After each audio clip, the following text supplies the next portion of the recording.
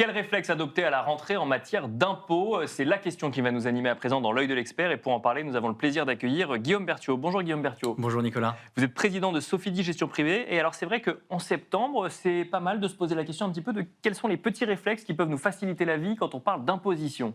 Absolument. Et il y a trois choses à savoir importantes et à songer en septembre. La première chose, c'est est-ce qu'on a encore le droit, est-ce qu'on peut encore prétendre à son avance qu'on va recevoir en janvier 2026? Je m'explique en deux mots. Bien sûr. En janvier 2026, vous allez recevoir 60% du crédit d'impôt et des réductions d'impôt auxquelles vous avez eu le droit, mais au titre des revenus 2024, de votre déclaration 2024. Si en 2025, ça a changé et vous n'avez plus droit, par exemple, à cette réduction ou à ce crédit d'impôt, vous allez recevoir quand même 60% en janvier 2026 de cette somme au titre de 2024. Bien sûr. Et si vous n'y avez plus en 2025, en septembre 2026, vous allez devoir rembourser cette avance.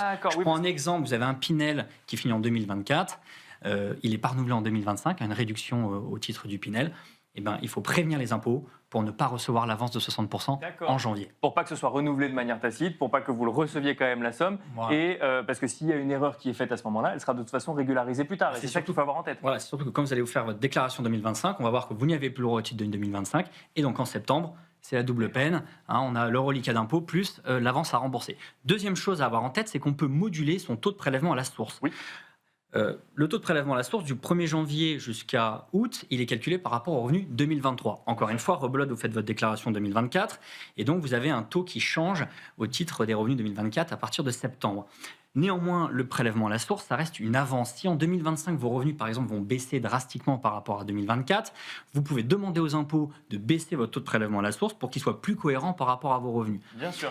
Juste une règle à savoir, il faut qu'il y ait une différence d'au moins 5% entre le nouveau taux calculé et le taux initial qui avait été communiqué par les impôts. Donc quand on a des revenus qui changent, effectivement, il faut bien penser à monitorer ce taux de revenu à la source. Il y avait trois choses. Quel est le troisième réflexe à adopter? Voilà, le dernier réflexe, c'est plutôt une information, mais il peut y avoir une modification à faire. C'est qu'à partir du 1er septembre, également, un gros changement, c'est qu'on va passer pour les revenus personnels, pour les foyers qui sont dans une imposition commune, pour les revenus personnels issus, par exemple, des revenus d'activité, on va passer sur un taux individualisé. Ce n'était pas la règle hier. Avant, on avait un taux foyer, un taux personnalisé, et donc celui qui gagnait le plus payait la même chose sur ses revenus en prélèvement que celui qui gagnait le moins dans le foyer.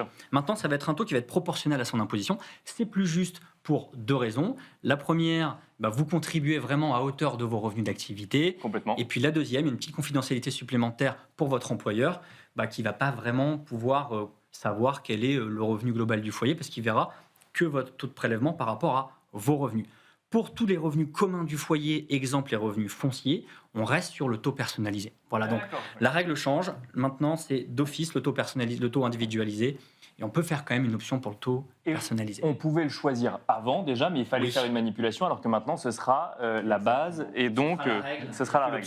Et donc, quand on suivait ça d'un peu loin, ça risque potentiellement de créer une petite surprise pour certains au sein du foyer. Merci beaucoup, Guillaume Berthiaud, de nous avoir accompagnés dans Smart Patrimoine. Je rappelle que vous êtes président de Sofidy Gestion Privée.